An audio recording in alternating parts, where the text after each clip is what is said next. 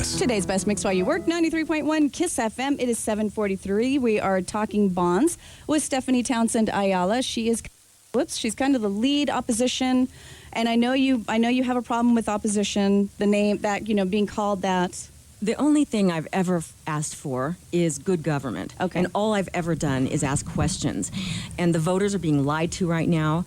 And they're telling you that, in fact, they're not even saying that it says voter, if you vote yes on the hot tax, then visitors pay. Mm-hmm. The fact of the matter is even that's misleading because the visitors might pay for half of it if we're lucky. But really the political, the social, the economic, and the cultural fallout of the lack of integrity in our city government is going to, it's unspeakable. Okay, hold on 2 seconds. It's derogatory toward our voters. Hold on 2 seconds. Let me read what you're going to be voting on for Proposition 3, which is the hot tax or the hotel occupancy tax. It reads, this is what the language reads: authorizing the city of El Paso, Texas to designate the minor league baseball stadium project as a sports and community venue project within the city in accordance with applicable law, and to impose a tax. No, you forgot the conjunction. Hold on a second. I said and to impose a tax on the occupancy of a room in a hotel located within the city at the maximum rate of 2% of the price paid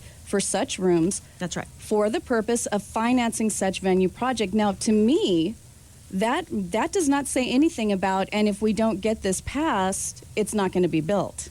What they have said is, what I've said all along is that they cannot use 334, which is in this. That's the law they're quoting. Sports venues. That's to be right. Put to They a vote. cannot use that law and that source of funding if the voters pass it down. They have to go back and start again, and the mayor has already admitted that. Now they're talking actually, about the mayor told starting KFOX 14 we are contractually obligated to build the baseball stadium to be ready for the 2014 baseball season. He said that the way they're going to do it is by creating a private-public corporation. Right. That's going to take time. If the baseball people want to have AAA in El Paso in 2014, they're going to be forced, even 2 months delay at this point would kill an already impossible deadline. So they're going to be forced to look at Cohen Stadium, thus saving City Hall. They're not going to look at Cohen Stadium. I don't know that you're in the boardroom with them, but I can tell you that they're not. The end never justifies the means. The means that they have used to get here has been corrupt. It's been corrupted. It's been a shadow government. Let's talk about corrupt and shadow government. Let's talk about that. Because you're an officer of the court, you're an attorney, and right. you practice, so you're an officer of the court. That's right. As an officer of the court, you are legally bound to take illegal things to the proper authorities. And I have, as a matter of fact, I have. There is a criminal complaint. Okay, wait a minute. Joyce I have Wilson. a problem with that. Criminal complaints are brought by I'm law answering the enforcement question. agencies. Let me finish. We have filed a criminal complaint against Joyce Wilson at the district attorney's office. That is still pending. Okay. We have filed an ethics complaint with the Texas Ethics Commission. Other people, and I'm not the only one looking at this, there's 2 lawsuits currently pending for voter suppression. And in these emails I found, go to chucoleaks.org, by the way, chucoleaks.org. That's where I've uploaded all of my open records information that I've gotten, and they're still withholding some information. This is just the stuff they were willing to give us, and it's pretty damning, I have to say. Okay, hold on. The criminal complaints can only be filed by law enforcement agencies or the DA's office.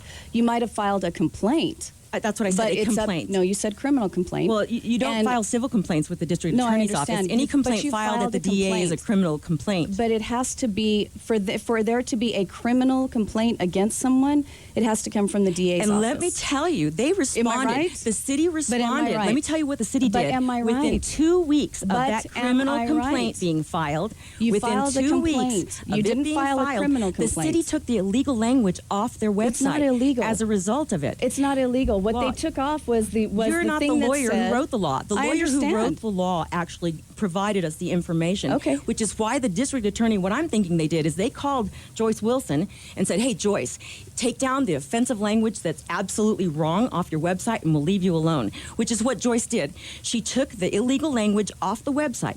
The problem is that the Paso del Norte group is still... You keep talking about corruption and you keep talking about shadow government. Okay, let me read an email from Chuco Leaks. This is from Joyce Wilson to Courtney Nyland. They're talking about some poor soul downtown. They want his building. And it says, Joyce, code enforcement is working. Apparently, a rundown piece of property that would be great for the MCA and Texas Tech is being donated by the owner because the city has cited him for several violations in recent months. Keep up the great work. And then Joyce responds, once the bonds pass, I'll have staff assess the facility and other options. I don't want to have this person think that we will pay out the nose for an old building just because he probably knows that we want it.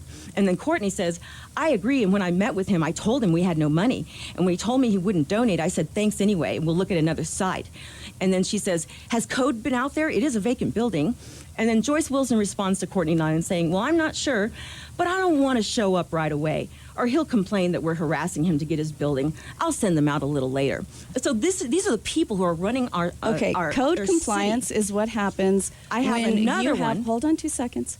When I'm you glad you're have- defending him. I'm not because defending somebody needs anybody. to. I'm just saying code compliance is when you have a building or a property, a home.